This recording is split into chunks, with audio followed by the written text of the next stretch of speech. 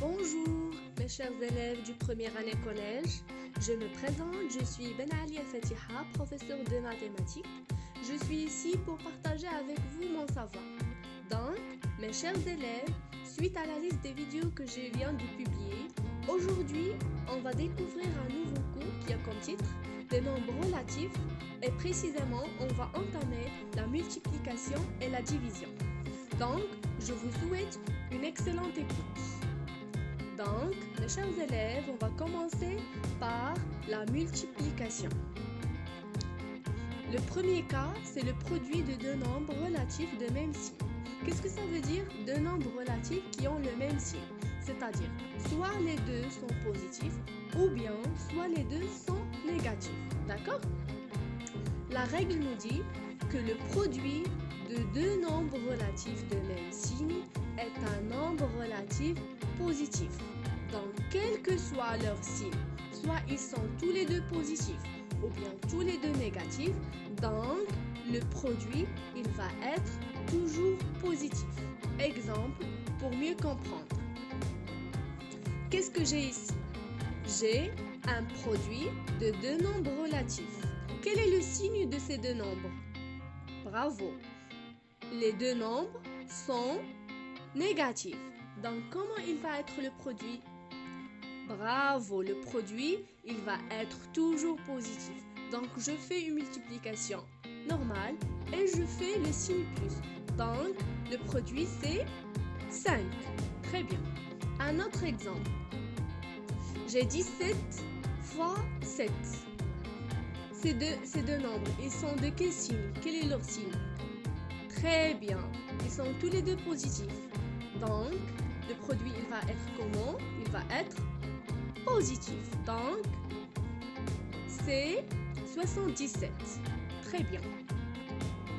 Maintenant, on va voir le cas où les deux nombres sont de signes contraires. Qu'est-ce que cela veut dire? C'est-à-dire, un nombre est positif et l'autre, il est négatif. Donc, ils sont de signes contraires. Le produit de deux nombres relatifs de signes contraires est un nombre relatif négatif. Donc, il est toujours négatif. D'accord? Exemple. Qu'est-ce que j'ai ici? J'ai un produit de deux nombres qui ont un signe différent. Le premier, il est négatif et le deuxième, il est positif. Donc, le produit, il va être comment? Bravo, il va être négatif. Très bien. Très bien. Donc, c'est moins 75. Très bien. Ici, j'ai un autre produit de deux nombres. Comment ils sont ces deux nombres? Ils sont de signes contraires. Le premier, il est positif et le deuxième, il est négatif. Donc, le signe du produit, il va être comment? Très bien. Il va être négatif. Très bien. Donc, c'est moins 60. Très bien. Maintenant, on va voir le cas où j'ai un produit de plusieurs nombres, c'est-à-dire j'ai une série d'opérations de multiplication. Très bien. Comment je vais la résoudre? Le produit de plusieurs nombres relatifs est un nombre relatif de signes. Qu'est-ce que ça veut dire un nombre relatif de signes? C'est-à-dire, il peut être positif comme il peut être négatif. Donc, il faut avoir une règle qui va nous déterminer quand est-ce qu'il sera négatif et quand il sera positif. D'accord? Le premier cas, le signe du produit, il sera positif si le nombre de ses facteurs négatifs est un nombre pair. Si le nombre des facteurs négatifs est un nombre pair. Faites attention à ça. On va voir un exemple pour bien la comprendre. B et le produit, leur signe, il sera négatif si le nombre de ces facteurs négatifs est un nombre impair. Donc, il faut faire attention au nombre pair et nombre impair. Les nombres pairs, ce sont les nombres qui sont divisibles par 2. D'accord? Et le nombre impair, il n'accepte pas la division par 2. D'accord? Par exemple, remarque très importante avant de voir l'exemple. Pour calculer le produit de plusieurs nombres relatifs, il faut d'abord déterminer le signe du produit, c'est-à-dire calculer le nombre des nombres négatifs, c'est-à-dire savoir s'ils sont pairs ou bien impairs. D'accord? Par exemple, j'ai un exemple ici. A. A, c'est une suite d'opérations de multiplication. Combien j'ai de nombres négatifs? Combien j'ai de nombres négatifs? J'ai moins 5,5, j'ai moins 2, j'ai moins 1.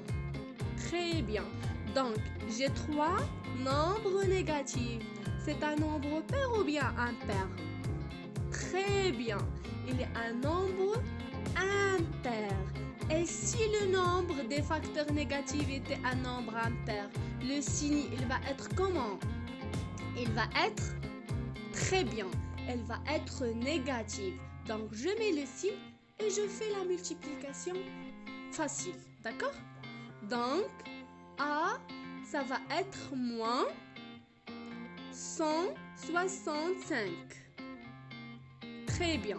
Il est négatif parce que le nombre de ces facteurs négatifs est un nombre impair. D'accord? Vous avez compris? On passe à l'exemple 2. Qu'est-ce que j'ai ici? J'ai ici une suite d'opérations de multiplication. Combien j'ai de nombres négatifs? J'ai moins 2 et j'ai moins 10. Ce nombre est-il pair ou bien impair? Très bien, il est pair. Et puisque il est pair, donc le signe du produit, il va être comment? Il va être positif. Bravo. Puisqu'il est positif, donc B est égal, je fais la multiplication normale, ça va être 1680. Très bien. Maintenant, puisqu'on a terminé avec la multiplication, on va voir la division. La division, le premier cas, c'est quand le quotient de deux nombres relatifs de même signe. J'ai un quotient de deux nombres qui ont le même signe. Soit ils sont tous les deux positifs, soit ils sont tous les deux négatifs. Très bien. Le produit de deux nombres relatifs de même signe est un nombre relatif positif. C'est comme la multiplication. D'accord? Donc, exemple. Qu'est-ce que j'ai ici? J'ai un quotient de deux nombres. Ces deux nombres, comment ils sont? Ils sont tous les deux positifs, tous les deux négatifs. Donc le produit, il va être tout simplement positif. Très bien. Donc, j'ai 11. Très bien. Un autre exemple. Ces deux nombres de ce produit, ils sont comment? Ils sont de signe positif. Donc, le résultat, il va être positif, plus 6. Très bien.